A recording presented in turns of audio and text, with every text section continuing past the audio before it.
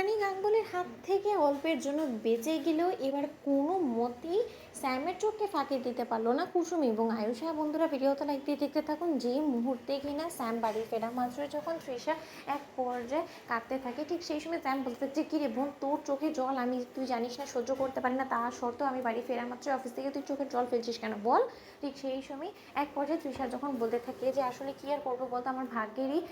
দোষ রীতিমতো, আমি আয়ুষকে কোনো মতে নিজের করে পাচ্ছি না। আমি যতই আয়ুষের কাছে যাওয়ার চেষ্টা করি না কেন, আয়ুষ কোনো না কোনো ছুতো দিয়ে আমার হাত থেকে বেরিয়ে যায়। আজকে জানিস তো আমি ওকে ফোন করেছিলাম, আমি ওকে বলছিলাম যে আমি ওকে কতটা মিস করছি, এবং আমি ওকে এটাও বলেছি যে আমাকে নিয়ে যাতে ও কোথাও একটা বাইরে রেস্টুরেন্টে যায়। আমার খুব চাউমিন খেতে ইচ্ছে করছিল, কিন্তু তা সত্ত্বেও ও আমাকে বললো ওর নাকি একটা আর্জেন্ট মিটিং আছে, তার জন্য কোনো মতে অ্যাটেন্ড করতে পারবে না, আমার সঙ্গে যেতে পারবে না। তাহলে তুই ভাব তো আমি কী করবো বলতো। তাই আমার মনটা বড্ড বেশি খারাপ করছিল। এতে করে অবশ্যই আয়ুষের দোষ নেই, কারণ ওর ফ্যামিলির প্রতিও তো ওর দায়িত্ব কর্তব্য আছে, তাই না? ঠিক সেই সময় এই কথা বলা মাত্র এক পর্যায়ে স্যাম যখন বলতে থাকে যে তার মানে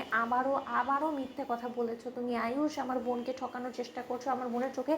ধুলো দেওয়ার চেষ্টা করছো, কিন্তু এই সমস্ত কিছু করে তো তুমি স্যামের চোখে কোনো মতে ফাঁকি দিতে পারবে না, স্যামের হাত থেকে তো তুমি কোনো মতে রেহাই পাবে না। তুমি যে বড় দুঃসাহসটা দেখিয়েছো, এর জন্য যে তোমাকে কতটা ভুগতে হবে সেটা তুমি হয়তো নিজেও জানো না। ঠিক সেই সময় ইন্দ্রাণী গাঙ্গুলি যখন এক পর্যায়ে কুসুমকে বলতে থাকে যে আমি রিয়েলি ভেরি সরি কুসুম, জানো তো আমি এই ছোটোর কথা শুনে না তোমাকে ভুল বুঝে ফেলেছিলাম, তোমাকে যদি কোনো কিছু আমি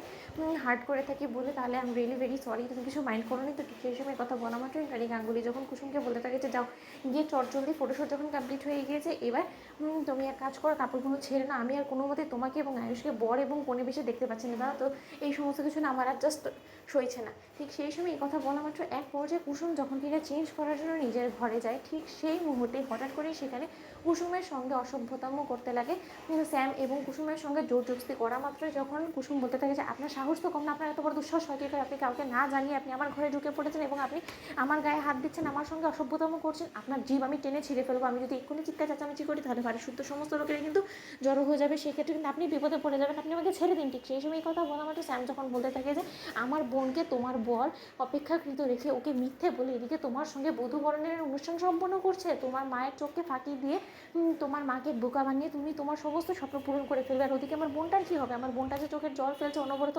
আয়ুষের পথ চেয়ে বসে আছে, কেঁদেই চলেছে, শুধুমাত্র একটা ইচ্ছা পূরণ করার কথা বলেছিল, সেটা আর কোনো বালাই নেই তোমার বরের পালন করার, কিন্তু এদিকে বইয়ের মন রক্ষার খাতিরে মায়ের সঙ্গে একের পর এক মিথ্যে বলে যাচ্ছে, যে মায়ের সঙ্গে কিনা